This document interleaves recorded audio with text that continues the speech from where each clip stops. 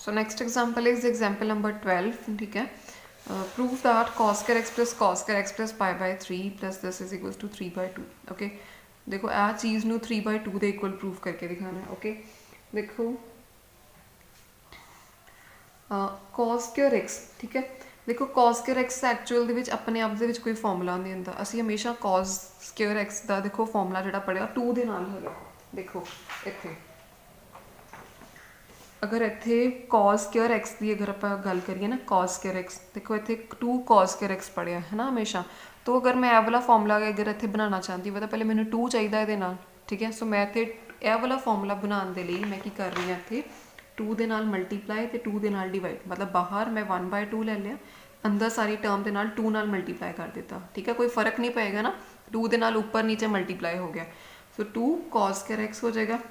इत्थे 2 cos square x plus pi by 3 plus 2 cos square x minus pi by 3 हो गया. Okay, next step is 1/2. बच्चे 2 cos square x इतने formula से की पढ़िया 1 प्लस cos 2a. ठीक है, applying this formula over here कि 2 cos square x is equals to 1 plus cos 2a. ठीक है ना, मतलब इत्थे जिन्ना भी एंगल हुंदा ओदा इत्थे की हो जाता वा 2 टाइम्स हो जाता एंगल. ओके, तो देखो इत्थे की लिखांगे, इत्थे तो डायरैक्टली 1 प्लस cos 2a यानी कि 1 प्लस cos 2x. ठीक है, बिग ब्रैकेट ले लिए 1 प्लस cos 2x. ठीक है, इत्थे की आएगा 1 प्लस cos, ध्यान नाल देखो जिन्ना भी एंगल हुंदा ओदा की हो जाता ट्वाइस हो जाता. इत्थे ए वाला एंगल गिवन है इहदा ट्वाइस हो जाएगा, डबल हो जाएगा, मतलब कि 1 plus cos 2x plus 2 pi by 3 ते आ बनता. ठीक है, जिन्ना भी वह एंगल सीगा बच्चे उन्होंने मैं की किया 2 नाल मल्टीप्लाई करते. इतने एक्स सीगा तो 2x हो गया, जिन्ना भी इतने एंगल से 2 नाल मल्टीप्लाई हो गया. ठीक है, प्लस इतने फिर दोबारा 1 प्लस cos फिर यही वाला एंगल 2 नाल multiply 2 pi by 3. Okay, and आ ब्रैकेट क्लोज इस तरीके ना. हूँ नैक्सट देखो 1/2. हाँ जी, आ तीनों चीज़ा तीनों टर्म्स बचे प्लस च ही 1 प्लस 1 प्लस 1 कितना हो गया, इतने लिख दो पहले 3. ठीक है, कंबाइन कर लिए ना उन्होंने. ठीक है, नैक्सट देखो हाँ जी 3 प्लस की रह गया cos 2x plus cos 2x plus 2 pi by 3 plus cos 2x minus 2 pi by 3. ठीक है, यह टर्म आ गई साढ़े को. ठीक है, हाँ जी, इतने बच्चे आप ना फॉर्मूला लगान लगे हैं 3 प्लस cos 2x है cos c plus cos d. ठीक है, so which is equal to cos c plus cos d is equal to इतने आ भी लग सकता cos c plus cos d भी लग सकता है which is equal to 2 cos c plus d over 2. आ भी फॉर्मूला भी लग सकता है. ठीक है, तो एक आ भी फॉर्मूला मैंने नज़र आ रहा वाला cos a प्लस b. ठीक है, सॉरी आ वाला cos a plus b plus cos a minus b. ठीक है, जोड़ा कि देखो cos a plus b plus cos a minus b. ठीक है ना, तो यह भी लग सकता इतने फॉर्मूला. मैं यह वाला अप्लाई कर रही हूँ cos a plus b plus cos a minus b. ठीक है, which is equals to 2 cos a, देख लो 2 cos a cos b.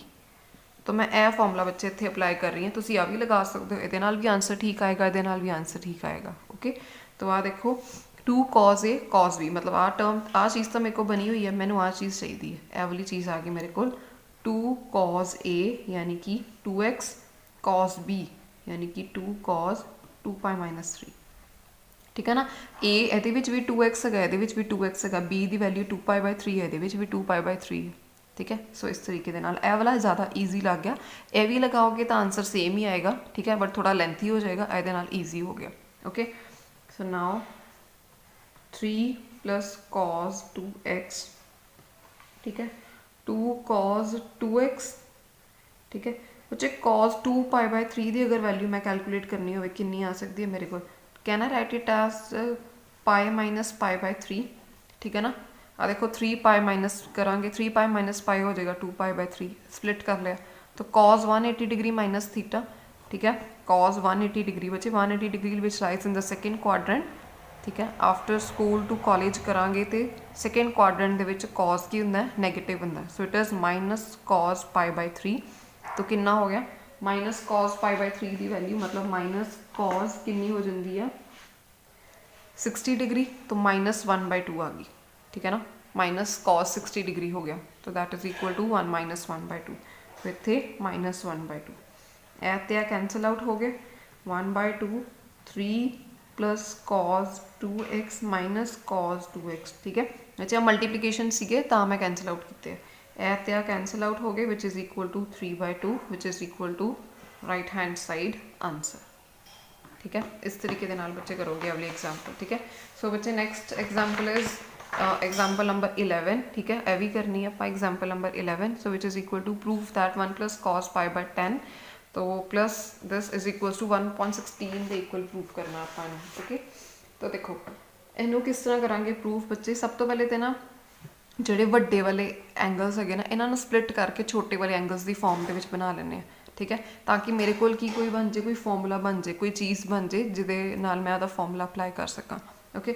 वड्डे वाले एंगल्स 7 π/10 9 π/10 इन्हों की स्प्लिटिंग करनी पेगी सानू, ठीक है। सब तो पहले देखो सब तो पहले स्प्लिटिंग किदां करांगी इहदी मैं, हाँ जी स्प्लिटिंग करन लगी हाँ। स्प्लिटिंग के सब तो पहले 1 प्लस कॉस 7 π/10, ठीक है। देखो बच्चे अगर मैं इत्थे गल करा कॉस 7 π/10 की, सिर्फ कॉस 7 π/10 की, ठीक है। अब 1 तो आएगा ही आएगा ये नाल। अगर इनू मैं इस तरह लिख सकती हाँ कॉस ऑफ π - 3 π/10, ठीक है। देखो इत्थे की आ जाएगा अगर यदा एलसीएम लैके सॉल्व करोगे 10 π - 3 π 7 π/10 ही बन जाता, ठीक है ना। इन्हें स्प्लिट करके आवली फॉर्म के लिख लिया, ठीक है। तो देखो इत्थे की बनता कॉस 180 डिग्री माइनस थीटा, ठीक है। हुणे मैं दसिया कि cos 180 degree minus theta lies in the second quadrant and second quadrant which cos की हुंदा नैगेटिव हुंदा। इट मीनस इसदा आंसर कितना आएगा माइनस कॉस 3 π/10, ठीक है। इट मीनस मैं की किया कॉस 7 π/10 की स्प्लिटिंग करके इन्होंने मैं किहड़ी फॉर्म च लिख लिया minus cos 3 π/10, okay. So it means इत्थे जिथे भी लिखा 7 π/10 उहदी जगह पर मैं की लिख सकती हाँ इट मीनस 1 प्लस कॉस 7 π/10 किहदे इक्वल हो गया 1 माइनस कॉस 3 π/10 के इक्वल हो गया, ठीक है। इसी तरीके के नाल इनू भी स्प्लिट कर लें कॉस 9 π/10, ठीक है। 180 डिग्री वाली फॉर्म च कर लो। देखो पाए माइनस कितना करोगे तो 9 π/10 बन जाएगा। देखो π/10 ही कर लो, ठीक है ना। देखो इत्थे करांगे 10 π माइनस पाए करांगे तो 9 π/10 बन जाएगा, ठीक है ना। सो इस तरीके ना 180 डिग्री माइनस थीटा। सो सैकेंड क्वाड्रेंट कॉस नैगेटिव होंदा माइनस कॉस π/10 बन जाएगा, ठीक है। सो इत्थे यही बन जाएगा 1 माइनस कॉस π/10। तो इन्हें मैं दोबारा लिख रही हूँ रीराइट कर रही हूँ 1 माइनस कॉस π/10, ठीक है। 1 प्लस कॉस 3 π/10, ठीक है। इनू की बनाता सीगा 1 यदी वैल्यू ए वाली। सो 1 माइनस कॉस 3 π/10, ठीक है। यदी वैल्यू 1 माइनस बच्चे आ देखो यदी वैल्यू माइनस π/10 होगी 1 माइनस कॉस π/10, ओके यदी वैल्यू, ओके। नाउ ए चीज़ एंड सॉरी आते प्लस है ए चीज़ है ना 1 plus cos theta 1 minus cos theta A plus B A minus B. So A square minus B square, ठीक है। A plus B A minus B A square minus B the square, ठीक है। ए चीज़ बन गई, ठीक है। नाउ देखो इतने बच्चे 1 माइनस अगर मैं कॉस स्क्वायर π/10 करा पाई की वैल्यू 180 डिग्री अपॉन 10 करिए तो की बन जाती है 18 degree. 1 minus cos square 18 degree, okay. 1 minus 3 π/10 बच्चे 3 π/10 की अगर तुम वैल्यू कैलकुलेट करो 3 मल्टीप्लाई बाय 180, ठीक है, विच इज़ डिवाइडेड बाय 10 यह बनता है 540 विच इज़ डिवाइडेड बाय 10 यह बन गया साढ़े को 1 माइनस कॉस स्क्वायर 54 डिग्री, ठीक है। 1 minus science cos square 18 degree can I write it as sine square 18 degree because 1 minus cos square theta is equals to sine square theta, okay. And 1 minus cos square 54 degree is equals to sine square 54 degree, ठीक है। बच्चे according to और अगर result की अगर मैं गल करा तो साइन 18 डिग्री की तो वैल्यू मेरे को हैगी असी डायरैक्ट वो value according to our result आप फाइंड आउट की हुई है। तो मैं साइन 18 का डायरैक्ट रिजल्ट बच्चे इतने मैं अपलाई कर लगी। ठीक है। तो अगर मैं साइन स्केयर 54 डिग्री की गल करा, 54 डिग्री तो मेरे को है ही नहीं है इतने, ठीक है। सो इनू भी थोड़ा जा चेंज करना पेगा सानू, साइन स्केयर 18 डिग्री, ठीक है। बच्चे इनू कहना है write it as sine square 90 minus 36 degree, ठीक है ना। 90 माइनस 36 करोगे तो 54 ही बनता, ठीक है। स्प्लिट किया, sine 90 minus theta is equals to cos theta, so इत्थे की बन गया कॉस स्केयर 36 डिग्री, ठीक है। Sine square 54 degree is equals to cos square 36 degree. Now हुण मेरे को दोनों की वैल्यूज है, देखो साइन 18 की भी रिजल्ट मेरे को हैगा एंड इत्थे कॉस 36 का रिजल्ट भी मेरे को हैगा, यही वाले आ रिजल्ट एंड आ result both applying over here under root 5 minus 1, ठीक है, अपॉन 2 इहदा होल स्केयर, इत्थे अंडर रूट 5 प्लस 1 अपॉन 4 इहदा होल स्केयर, ठीक है। तो इन्होंने बच्चे तुसी सॉल्व कर सकते हो, ठीक है। सॉल्व करके देखो इहदा आंसर कितना आंदा, दोनों ते होल स्केयर हैगा अंडर रूट 5 माइनस 1 अपॉन, इत्थे भी 4 हैगा बेटा जी, इत्थे भी 4 हैगा, 4 multiply by under root 5 plus 1 upon 4 इहदा होल स्केयर, ठीक है। तो a plus B, a minus B simply, तो 5 माइनस 1, ठीक है ना, a square minus B square upon, तो 4 मल्टीप्लाई 4 इज 16, तो इहदा होल स्केयर, ठीक है। So 4 upon 16, 1 upon 4, so 1 upon 4 the whole square which is equal to 1 upon 16, तो यही प्रूफ करना सी बेटा जी 1 अपॉन 16 दे equal which is equal to the right hand side, ठीक है। So next question, next is example number 14, prove that cos pi upon 15 this all is equal to 1 upon 16, ठीक है। देखो अगर इनू मैं अगर इतने पाए की वैल्यू तुसी 180 डिग्री पुट करो, ठीक है। सो 180 अपॉन 15 अगर आप करते हैं दैट बिकम्स कॉस 12 डिग्री, ठीक है। इतने भी अगर पाए की वैल्यू 180 डिग्री पुट करो तो इट बिकम्स कॉस 24 डिग्री, ए वाली चीज़ बच्चे बन जाती है कॉस 48 डिग्री, ए बन जाता बच्चे कॉस 84 डिग्री, ठीक है ना। सो असी इनू हुण सॉल्व करना 7 5 अपॉन दिस, सारे नू सॉल्व करना। देखो बच्चे साढ़े कोल कॉज की मल्टीप्लीकेशन वाले फॉर्मूले इस है, बट कोई भी फॉर्मूला इस तरीके के नाल नहीं है। देखो अगर मैं कॉज की मल्टीप्लीकेशन की गल करा, आ वाला फॉर्मूला बन रहा बट ये 2 है, ठीक है। सब तो पहले मैंने की करना पेगा 2 के नाल मल्टीप्लाई एंड 2 के नाल डिवाइड, और 2 के नाल बन रहे इतने 4 कॉज है मेरे को, ठीक है। सो ये देखो इतने मैं की कर रही हूँ 4 के नाल मल्टीप्लाई कर रही हूँ, इतने मैं लवांगी 2 कॉज 48 डिग्री ते नाल मैं कॉम्बीनेशन ले लिया वै एदा 48 ते 12 का, ठीक है। इधरों मैं लिया 2 कॉज 84 डिग्री कॉज 24 डिग्री, मतलब एक वड्डा एंगल एक छोटा एंगल, इधरों भी एक वड्डा एंगल तो एक छोटा एंगल, इस तरीके नाल 4 दे नाल मल्टीप्लाई तो 4 दे नाल की हो गया डिवाइड, सो 1 अपॉन 4, ठीक है। इतने फॉर्मूला लगेगा 2 cos A cos B A वाला which is equal to cos a plus b plus cos a minus b. So cos a plus b plus cos a minus b according to this formula, देखो cos a plus b मतलब 48 plus 12 which is equal to cos 60 degree, ठीक है। तो plus a minus b cos a minus b 48 minus 12 which is equal to cos 36 degree, ठीक है। इतने भी बच्चे इदा ही formula, so it becomes cos 108 degree plus cos 84 minus 24 करांगे तो which is equal to 60 degree, ठीक है। फॉर्म वैल्यूज़ लिख दें। हाँ जी बच्चे देखो कॉस 60 डिग्री की तो मेरे को वैल्यू होंगी है, ठीक है। कॉस 60 डिग्री की मेरे को वैल्यू होगी which is equal to 1/2, cos 36 degree की भी बच्चे वैल्यू प्री डिफाइंड रिजल्ट आप कर चुके हैं वाला अंडर रूट 5 प्लस 1 अपॉन 4, ठीक है। इतने भी बच्चे कॉस 60 डिग्री की वैल्यू आ जाएगी, कॉस 108 की बच्चे फाइंड कर सकते हैं वैल्यू 108 डिग्री। देखो कॉस 108 डिग्री अगर मैं लिखा तो which is equal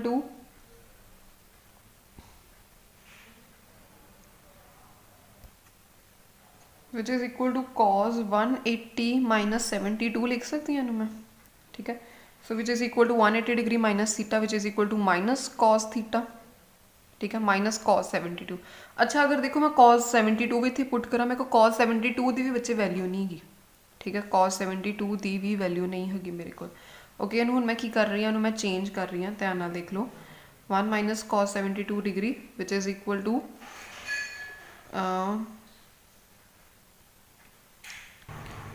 equal to देखो माइनस cos, ਇਹਨੂੰ मैं लिख सकती ਹਾਂ 90 माइनस 18 डिग्री, ठीक है, इतने मैं स्प्लिटिंग की है। नाउ माइनस होते हैं cos 90 minus theta which is equal to sine theta simply, so it is equal to minus sine 18 degree, ठीक है। देखो cos 108 ਨੂੰ पहले मैं चेंज किया, दैन मैं चेंज किया, ठीक है, so it is equal to minus sine 18 degree, ठीक है। इतने दी वैल्यू 1/2 cos 60 डिग्री दी, सो 1/4 1/2 प्लस √5 प्लस 1/4, ठीक है। देखो साइन 18 डिग्री के बच्चे वैल्यू होगी है साढ़े को, ठीक है, ता करके इन्हों ये चेंज किया कि मैं वैल्यू पुट कर सका। √5 माइनस 1/4 वैल्यू माइनस नाल आएगा प्लस 1/2, ठीक है। इनू आप सॉल्व करना बच्चे, आ दोनों चीज़ा जो है ना ब्रैकेट के मतलब मल्टीप्लीकेशन है, ठीक है ना, मल्टीप्लीकेशन चल रहा। सो देखो a प्लस बी, इतने अगर मैं a माइनस बी कर देव तो है ना 1/2 है ना, a plus B and sorry इन्हों इदा ही रहने दो, यह हो गया a plus B and A इतने आ गया माइनस बी, इस तरीके ना a plus B a minus B which is equal to a square minus b square. So now a का स्केयर करांगे तो आएगा 1/4, ठीक है, b का स्केयर करांगे तो यानी कि √5,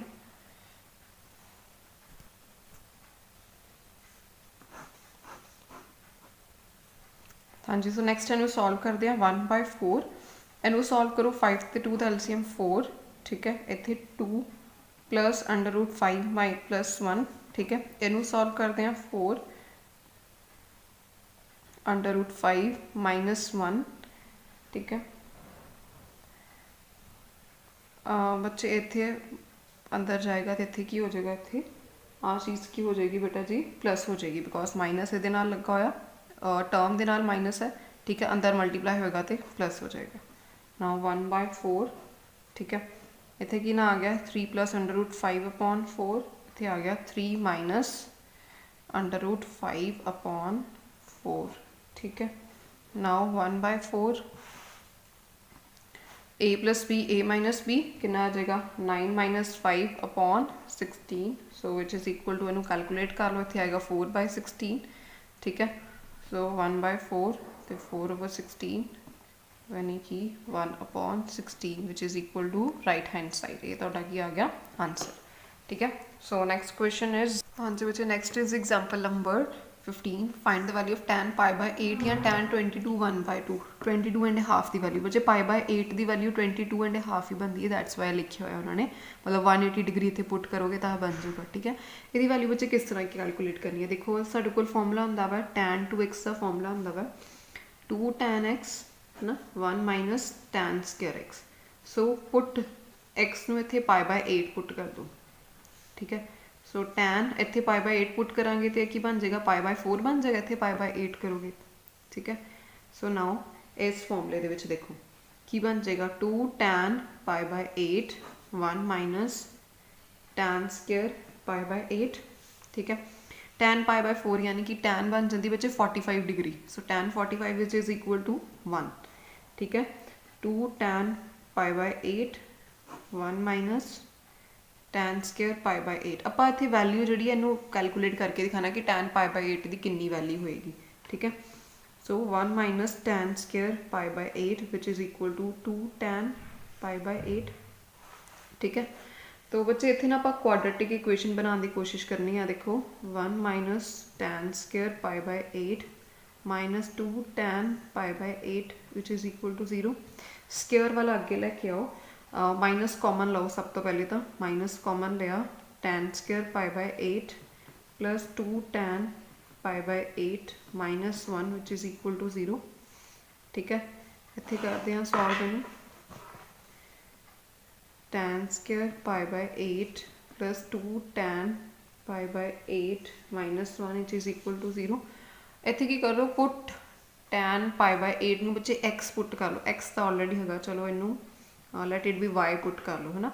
सो यह की बन गई Y square plus 2y minus 1 is equals to 0। ठीक है, which is a quadratic equation.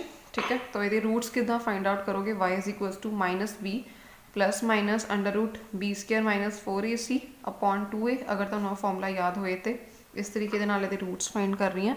Minus 2 plus minus किन्ने आएंगे 4 प्लस 4 अपॉन 2।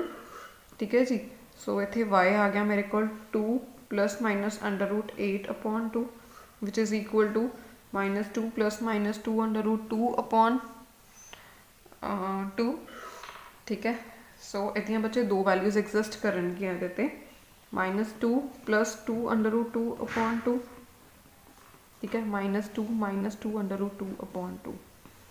ठीक है, इत्थे आ गई वैल्यू इत्थे आ गई वैल्यू साढ़े कोल under root 2 minus 1 and minus under root 2 minus 1, दो वैल्यूज़ आ गई। एंड वाई की वैल्यू बच्चे इत्थे कितनी है टैन पाई बाय 8। ਇਹਦਾ मतलब टैन पाई बाय 8 ਦੀਆਂ दो वैल्यूज़ आ गई मेरे को। ठीक है बच्चे, मैंने पता है कि टैन पाई बाय 8 की है पॉजिटिव होगा। ठीक है, तो पॉजिटिव होगा ए वाली वैल्यू नैगेटिव आएगी, तो ए वाली वैल्यू ਨੂੰ ਤੁਸੀਂ रिजेक्ट कर दो, पॉजिटिव वैल्यू तो सिर्फ ਤੁਸੀਂ ਜਿਹੜੀ ਹੈ एक्सेप्ट करनी। So tan pi by 8 is equals to under root 2 minus 1 which will be your answer. ठीक है, हाँ जी, this is example number 16 which is one of the important and good concept of trigonometry. देखो tan x की value given है and it says कि x की value जो है पाए तो 3 पाई बाय 2 ਦੇ ਵਿੱਚ ਲਾਈ ਕਰਦੀ, यानी कि पाए टू 3 पाई बाय 2 अगर मैं क्वाड्रेंट बच्चे बनाने की कोशिश करा इतने 0 pi by 2 this is pi and 3 pi by 2, it means x की वैल्यू थर्ड क्वाड्रेंट ਦੇ ਵਿੱਚ ਹੈਗੀ। क्या ना pi to 3 pi by 2 it means x lies in the third quadrant, इतने लिखने का मतलब है हैगा। ठीक है, एंड थर्ड क्वाड्रेंट ਦੇ ਵਿੱਚ after school to college it means tan की वैल्यू की हैगी इतने पॉजिटिव हैगी है, टैन ते कॉट पॉजिटिव होंगे इतने। ओके, एंड वो कहते कि sine x by 2 cos x by 2 tan x by 2 find out करके दिखाओ। देखो अगर एक ट्रिग्नोमेट्रिक रेशो गिवन हो सानू पता कि आप बाकी ट्रिग्नोमेट्रिक रेशोज निकाल सकते हैं, यह इन्ना सानू पता कि अगर टैन गिवन है साइन निकाल सकते हैं, कॉज निकाल सकते हैं। ऑलरेडी आप 10th क्लास भी इदा के क्वेश्चन किए, but sine x by 2 cos x by 2 है ना, ये निकालनी that is the something different thing. हुण ये डिफरेंट थिंग आई है साढ़े को। ठीक है, हुण इनू देखो निकालने का की ट्रिक है। सब तो पहले मैं की कर रही हूँ secant square x is equals to 1 plus tan square x. ये मैं क्यों निकाल रही हूँ, हुणे तुहानूं इहदे रीजनस क्लीयर हो जाएंगे। 1 प्लस 9/16 हो जाएगा। ठीक है, which will be equal to 25/16, so which will be equal to secant x is equals to आ जाएगा मेरे को 5/4। ठीक है, प्लस माइनस 5/4 एंड इतने अगर मैं कॉज एक्स की वैल्यू करा तो which is equal two plus minus 4/5। ठीक है जी, हाँ जी, तो इतने बच्चे देखो इतने ध्यान